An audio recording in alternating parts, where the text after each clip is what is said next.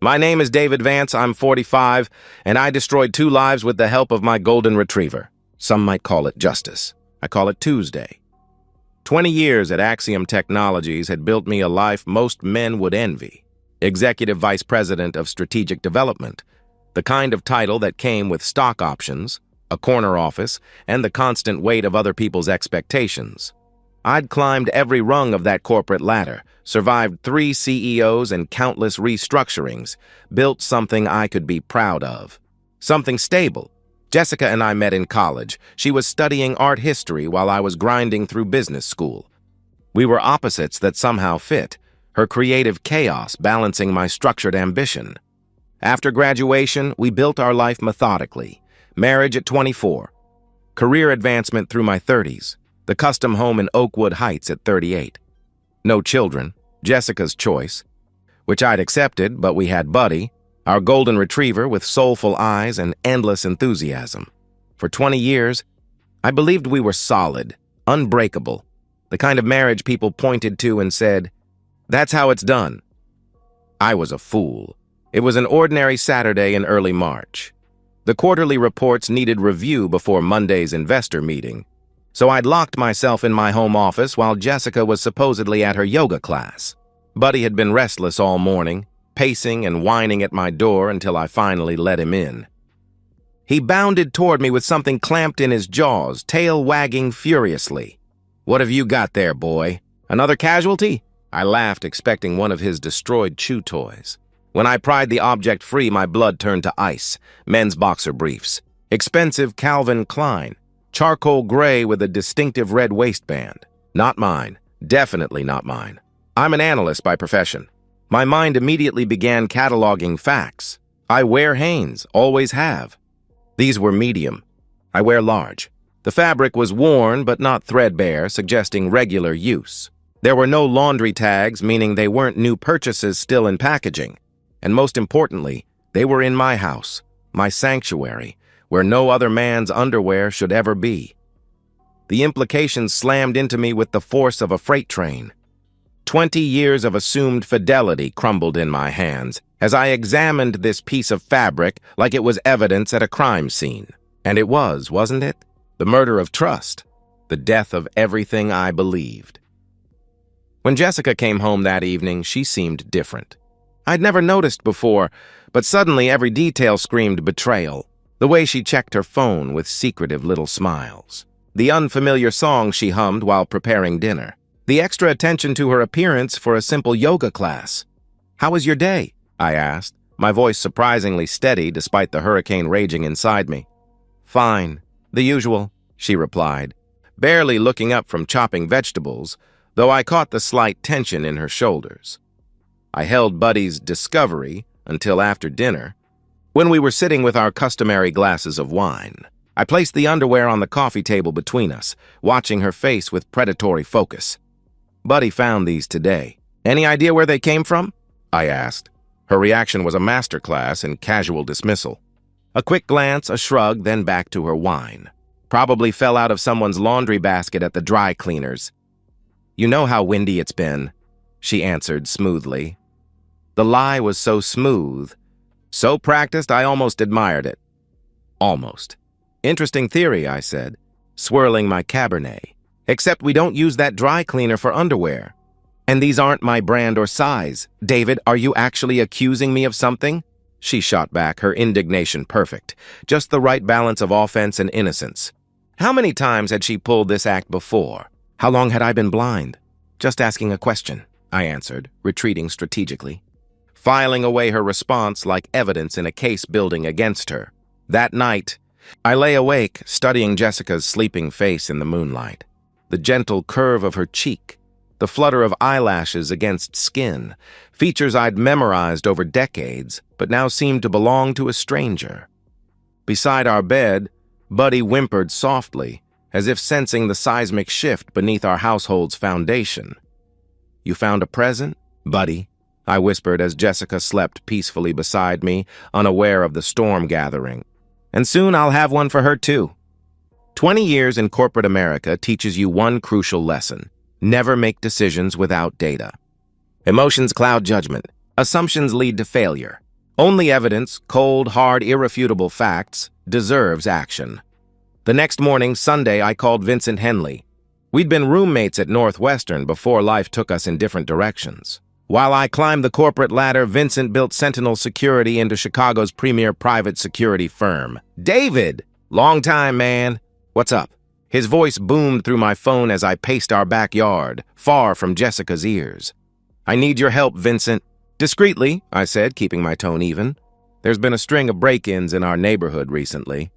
"Jessica's been nervous." The lie flowed smoothly, but the acid of truth burned in my chest.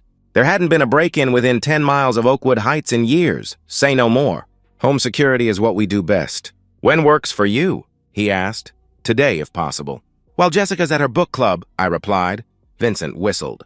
"Must be some serious concerns to need Sunday installation." "You have no idea," I answered grimly. 4 hours later, Vincent's unmarked van pulled into our driveway. His team, 3 professionals in plain clothes, carried equipment that looked like standard security gear. Only Vincent and I knew what we were really installing. "State-of-the-art stuff," he explained as we walked through my house. "Motion-activated 4K resolution, night vision. Everything backs up to cloud storage and streams directly to your phone. You'll see everything from anywhere." We placed cameras strategically. Living room, covering both entrances. Kitchen, focused on the island where Jessica took most of her private calls. Hallway, capturing anyone moving between rooms. And yes, the bedroom. Every angle covered. Every possible interaction documented. "This feels wrong," I admitted, as Vincent installed the bedroom camera. He paused, hand on the tiny lens that would soon witness my marriage's final moments. "Look, David, you didn't say much, but I've known you 25 years. You wouldn't do this without reason." He squeezed my shoulder. "Whatever you're looking for, or afraid of finding, at least you'll know the truth." Truth. Such a simple word for such a devastating concept. When Jessica returned from book club that afternoon, she barely noticed the small changes throughout our house. She was distracted, cheeks flushed, eyes bright with a vitality that wasn't for me. I watched her check her phone 17 times in 1 hour, smiling at texts she quickly deleted. The waiting became psychological torture. Every night, I reviewed footage like a man obsessed, watching Jessica move through our home, cataloging suspicious behaviors with clinical precision. She took longer showers, bought lingerie I never saw her wear, spent hours on phone calls that ended abruptly when I entered rooms. I found myself analyzing our entire marriage through this new lens. Were there always signs I'd missed? The unexplained late nights at book club that left her energized rather than intellectually stimulated? The sudden interest in fitness that kept her out of the house for hours? The way she used to light up when her phone buzzed, then quickly dim when she saw it was me calling? Work became my sanctuary, the one place where reality still matched my expectations.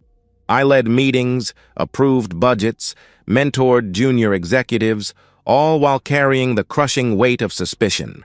My colleagues praised my focus and dedication, having no idea I was simply running from the implosion of my personal life.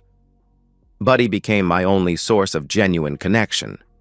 The golden retriever seemed to sense my anguish, staying close, offering silent companionship during my darkest moments. During our late-night walks, I found myself confiding in him. "You knew, didn't you, boy?" I whispered as we circled the neighborhood at 3 a.m., insomnia driving us both from the house that no longer felt like home. "Dogs always know. They can smell deceit. 1 week passed, then 2.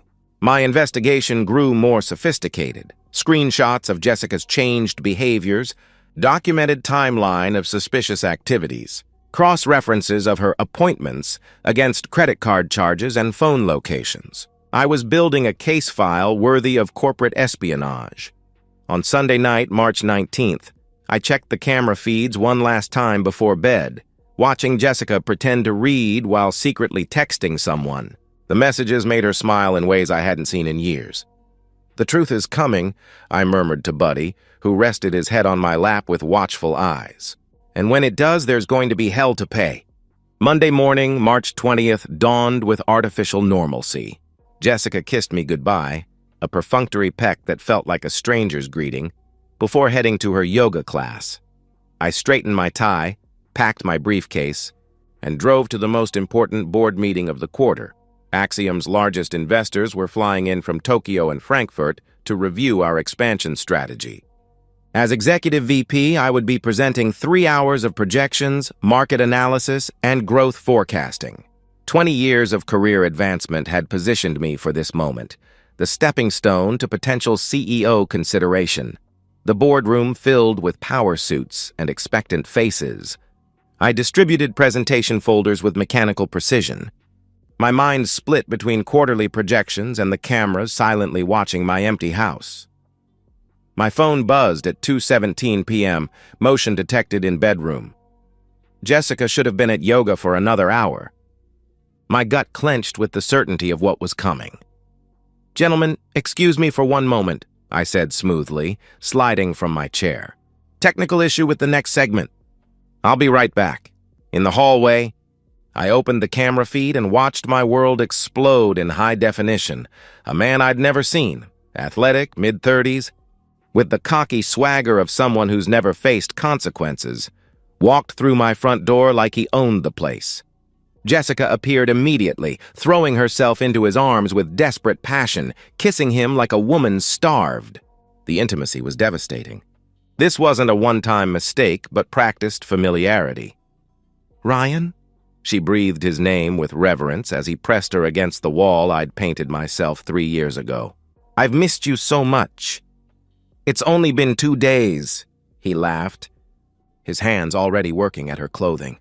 My fingers moved automatically, taking screenshots, saving footage to multiple cloud accounts, documenting timestamps. The executive in me processed information while the husband in me died in slow motion. They moved from the hallway to the kitchen, where he lifted her onto the island counter where I'd eaten breakfast for 10 years. Their urgency was animal, their familiarity obscene. They knew each other's bodies, shared inside jokes, moved together like long-term lovers. When they disappeared into my bedroom, my sanctuary, my private space, I forced myself to keep watching.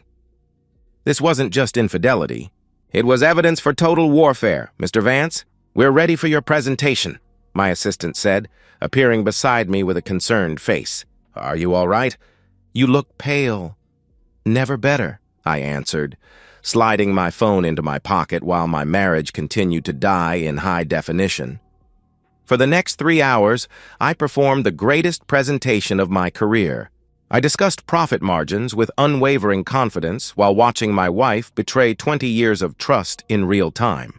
I answered complex questions about market penetration while she allowed another man to penetrate her on sheets I'd purchased. I received a standing ovation for my unflappable demeanor and strategic vision while my personal life imploded in my pocket. The affair continued for precisely 3 hours and 17 minutes.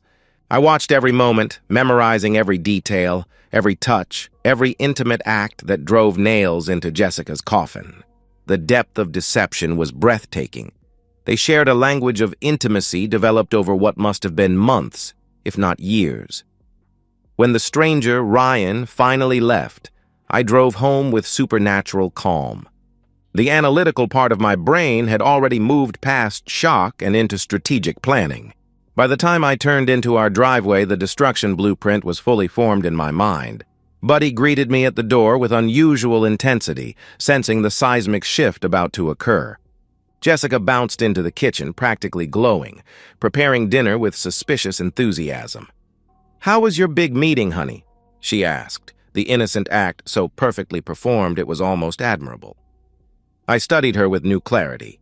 Flushed cheeks, bright eyes, the satisfied posture of a woman who'd been thoroughly pleased by another man in my bed just hours earlier. "Productive?" I replied, accepting the glass of wine she offered. "Very productive." As Jessica chatted about her boring day at yoga, I watched her with predatory calm. The hunter observing prey that had no idea it was already dead. "Enjoy these last few moments of happiness, sweetheart," I thought, smiling as she described a fictional yoga instructor's instructions. "Tomorrow your world ends.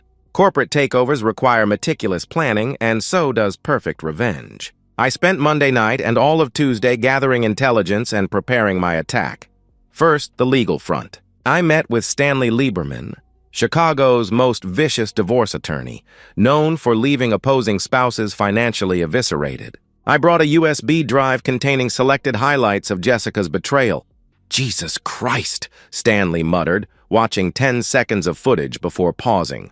"This is comprehensive." "I'm thorough," I replied, clearly. He removed his glasses. "With this evidence and your prenuptial agreement, she gets nothing. Not the house, not alimony, not even her jewelry. The infidelity clause is ironclad." "Good. Now tell me about assault charges," I said. Stanley's eyebrows rose. "Hypothetically speaking?" "Hypothetically," I confirmed. "Hypothetically, if you caught an intruder in your home and used reasonable force to remove them, that's self-defense. Especially with video evidence showing the intruder entered without your permission," he explained. Second, intelligence gathering. Ryan Mitchell, 34, married personal trainer who specialized in private yoga sessions for wealthy wives. Owned a boutique fitness studio in Lincoln Park called Peak Performance. Lived in Wicker Park with his wife Emma, an elementary school teacher. Their mortgage was underwater. His business was leveraged to the hilt. He had everything to lose. Third, technological preparation. I had Vincent upgrade our system with audio capabilities and multiple backup protocols. "Whatever you're planning," he warned, "be careful.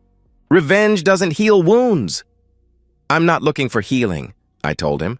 "I'm looking for justice." Wednesday arrived like clockwork. I left for work as usual, but returned to park 3 blocks away at 1:45 p.m. Through my phone, I watched Ryan enter my house at his usual time.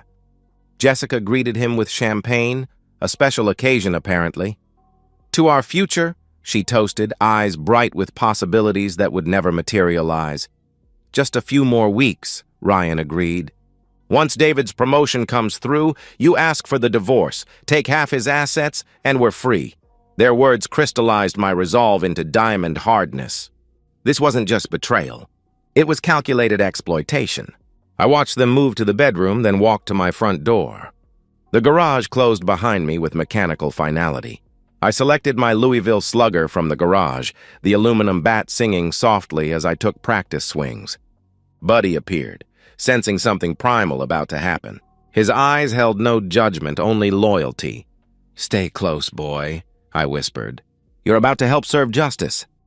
I moved through my own house like an invader, hearing their voices grow louder as I approached the bedroom.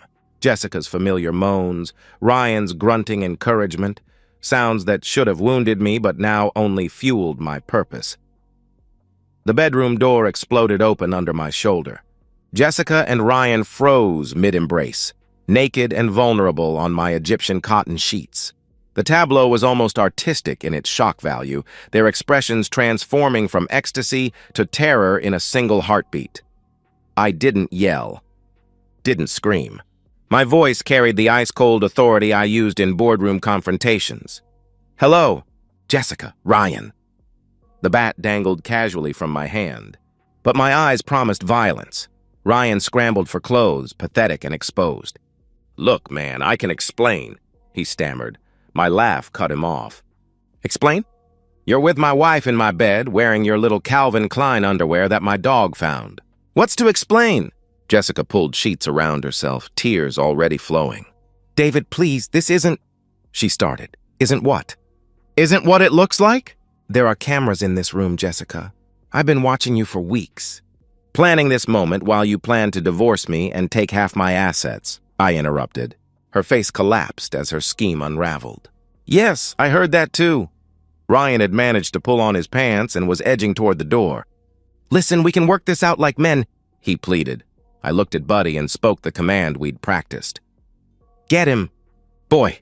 The golden retriever lunged forward, not viciously but playfully aggressive, nipping at Ryan's bare legs, driving him backward with startled yelps. As Ryan stumbled against the dresser, I stepped forward and swung. The aluminum bat connected with his ribs with a satisfying thud. Not hard enough to kill, but enough to announce my intentions. Ryan doubled over, gasping. "That's for entering my house without permission," I said. Another swing caught his shoulder. "That's for f***ing my wife." A final blow to his knee sent him crashing to the floor. "And that's for thinking you'd take half my money. Please, man, please stop," Ryan begged, blood trickling from his mouth. "I'll never see her again. I swear." "You're right about that," I replied, stepping back and gesturing toward the door with the bat. "Now get the hell out of my house before I decide you deserve worse." Ryan limped out, half-dressed, clutching his ribs, leaving a trail of blood drops on my hardwood floors. Buddy followed him to the door, growling whenever Ryan slowed. Jessica remained frozen on the bed, her makeup streaked with tears, her body trembling. "David," she whispered, "we need to talk about this." It wasn't serious. "I made a mistake. A mistake is forgetting an anniversary, Jessica." "This was a calculated betrayal," I interrupted, turning the bat in my hands. "Pack what you can carry. You have 30 minutes to get out of my house." "What? You can't just throw me out!" "This is my home, too," she protested. "Actually, I can. The house is in my name. The mortgage is in my name. And according to our prenup, which I've already reviewed with Stanley Lieberman, your infidelity voids any claim you had to joint property," I explained. I checked my watch. 29 minutes now. She scrambled from the bed, panic replacing tears. "Where am I supposed to go?" she asked desperately. "I don't care. Your parents' house. Your yoga instructor's place. Hell, sleep in your car. Just be gone when I get back," I answered coldly. "Get back from where?" she demanded. I smiled without warmth. "I have a few more errands to run for our special." "Wednesday." The sirens started wailing in the distance as I walked out. Ryan apparently called 911. Perfect. I sat calmly on my front steps with Buddy beside me, bat resting across my knees. When the police cruisers pulled up, I raised my hands slowly. "Officers," I said calmly, "I'm David Vance. This is my house. I defended it against trespassers. I have video evidence you're going to want to see." But my revenge was just beginning. While the police took my statement, my laptop was executing the final phase of destruction. The video footage, carefully edited to show the affair without the assault, was being delivered to multiple destinations. Ryan's wife, Emma, his business partners, Jessica's parents, our entire social circle, and most devastatingly, the board members whose respect I'd earned over 20 years. The accompanying message was simple.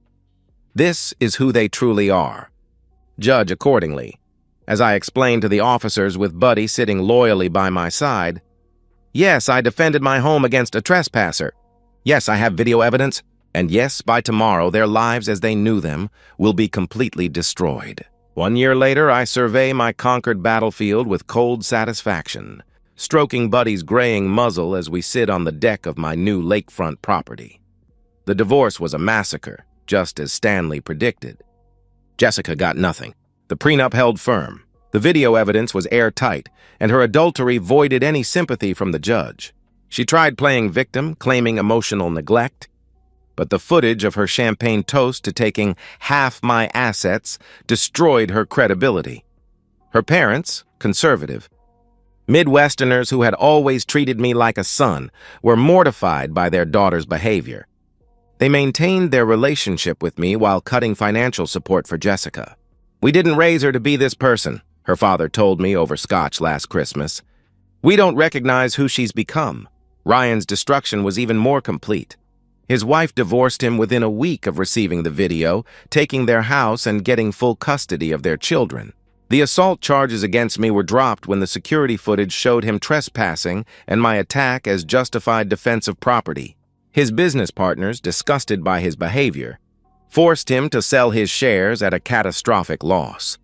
The fitness studio closed 6 months later, his reputation in Chicago permanently tarnished by social media exposure. According to mutual acquaintances, he now works at a big-box gym in Indianapolis, making barely above minimum wage. His dreams of fitness empire glory shattered beyond repair. Jessica fared little better. With no degree or marketable skills beyond her artistic hobbies, she works retail at a mall boutique, living in a studio apartment on the city's west side. Her comfortable life of luxury and leisure vaporized overnight. She tried reaching out once, a tearful voicemail begging for closure.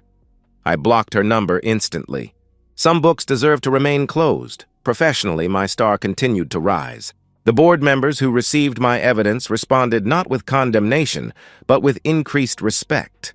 A man who handles personal crisis with such strategic precision is exactly who we want leading this company, the chairman told me during my promotion to chief strategy. Officer. I sold our custom house, too many tainted memories, and bought this lakefront property with expansive views and pristine solitude.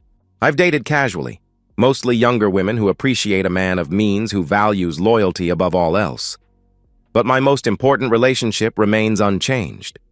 Buddy, now 11 and slowing down, stays by my side through everything. The only living being who never betrayed me, never lied, never plotted against me.